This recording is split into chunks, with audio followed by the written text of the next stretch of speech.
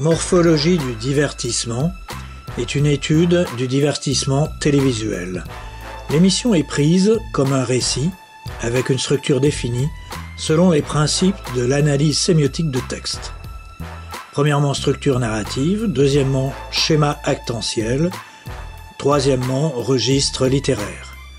Les procédés stylistiques retenus sont principalement l'immolation du candidat, la grivoiserie, le rire, les applaudissements, la domination charismatique, la frénésie cathodique, la prédication, l'illusoire omniscience, le brouillage, la logorée permanente, l'exigence d'unanimité.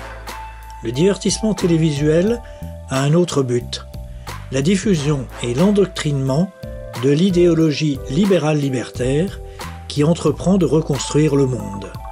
L'émission N'oubliez pas les paroles n'est pas prise pour elle-même, mais comme nouveau paradigme pour toutes les émissions télévisuelles, divertissement, culture, politique, sport, jeux, etc. Je vous présente ce petit ouvrage qui a pour titre « Morphologie du divertissement » qui est publié aux éditions Horizon, un petit éditeur qui se trouve 25 rue des Écoles à Paris, que je vous conseille d'aller visiter. Son directeur est un érudit qui a déjà publié plusieurs ouvrages dans le domaine littéraire. Morphologie du divertissement. C'est un titre qui rappelle un autre ouvrage, Morphologie du conte, qui a été publié par Vladimir Prop, un Russe qui s'est intéressé à la structure narrative du conte. Ce que je propose dans cet ouvrage, c'est de faire une étude similaire concernant le divertissement en utilisant donc la méthodologie de Prop, mais formalisée par celle de Greimas, sémioticien. Donc cet ouvrage est un livre qui fait une étude sémiotique d'un récit. Le récit en question, c'est une émission de divertissement très célèbre qui a pour titre « N'oubliez pas les paroles ». Le présentateur lui-même, qui s'appelle Nagui, a indiqué lors d'une interview à France Inter qu'elle était une dramaturgie. Or, une dramaturgie, c'est un récit.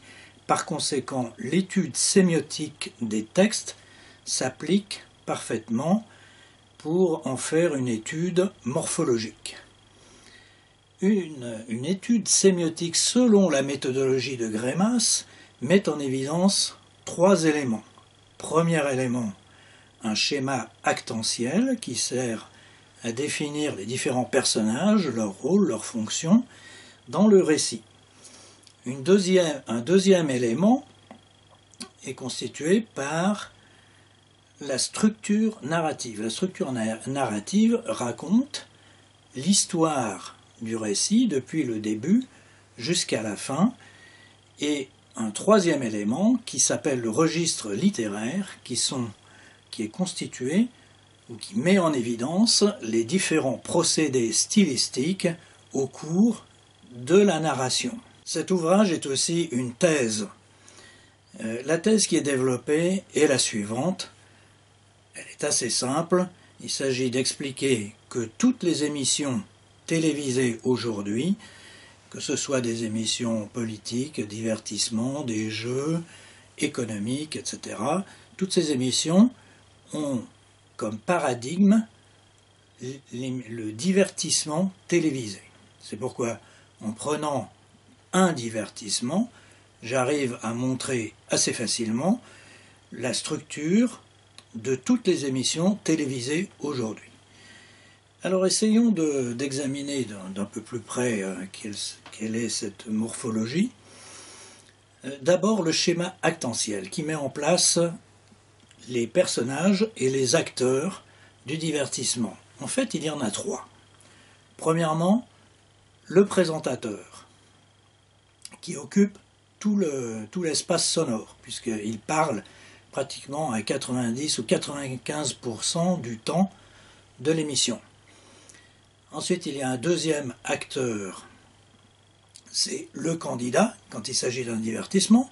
mais c'est l'invité quand il s'agit d'une émission politique, etc. Et c'est lui qui est soumis à une épreuve, l'épreuve au sens de prop. Le troisième acteur, c'est le public, et lui, sa seule fonction, c'est de rire et applaudir. Donc nous avons, dans toutes les émissions télévisées actuelles, nous avons un plateau, 3 acteurs, présentateurs, candidats ou invités, et public. Ces 3 acteurs, dans toutes ces émissions, assument exactement le même rôle. Deuxièmement, la structure narrative. Ici, au départ, le candidat arrive, il se présente, il est amené à réaliser un certain nombre d'épreuves et à l'issue de l'émission, il gagne. Si c'est un divertissement, il gagne de l'argent. Si c'est une émission politique, il gagne avec le sondage qui est fait à la fin de l'émission.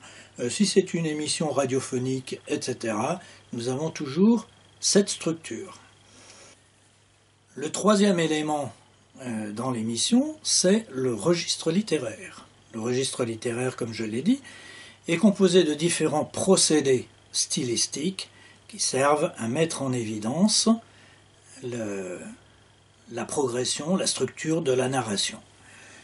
Prop en avait mis en évidence 37, moi j'ai mis à peu près 28 ou 29, des procédés qui permettent de valoriser et de rendre l'émission dynamique.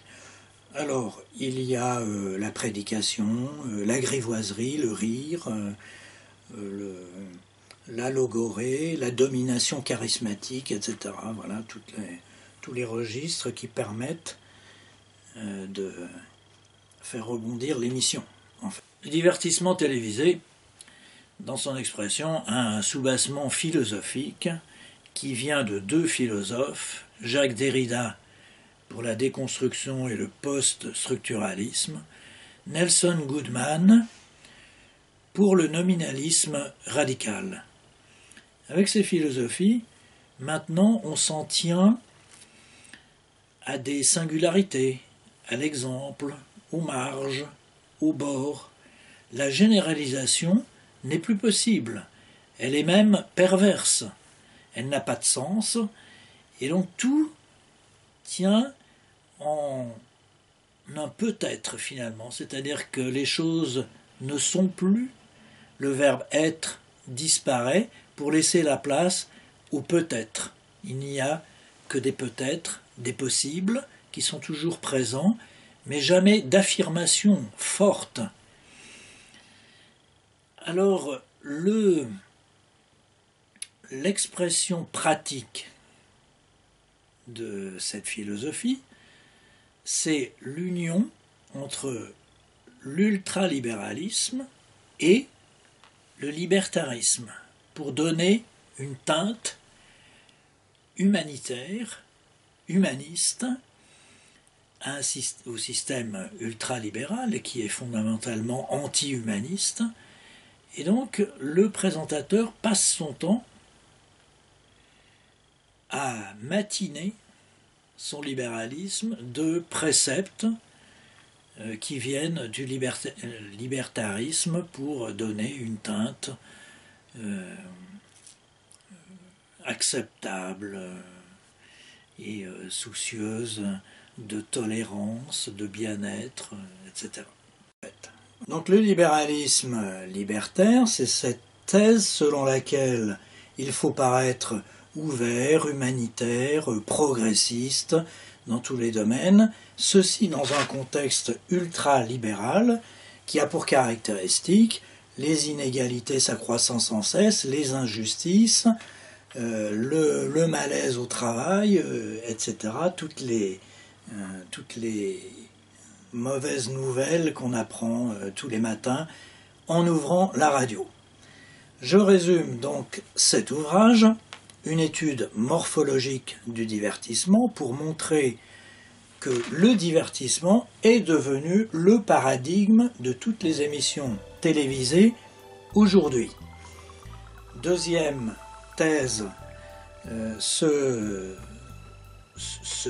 divertissement véhicule une idéologie qui s'appelle le libéralisme libertaire. Et troisième thèse, cette idéologie vient de deux grands philosophes, à savoir Jacques Derrida en France pour le déconstructionnisme et le post-structuralisme, et aux États-Unis le nominalisme radical qui a été promu par Nelson Goodman. Eh bien, je vous souhaite une bonne lecture. Cet ouvrage fait 230 pages, il est assez facile à lire et publié chez un éditeur qui fait une très jolie présentation. Merci.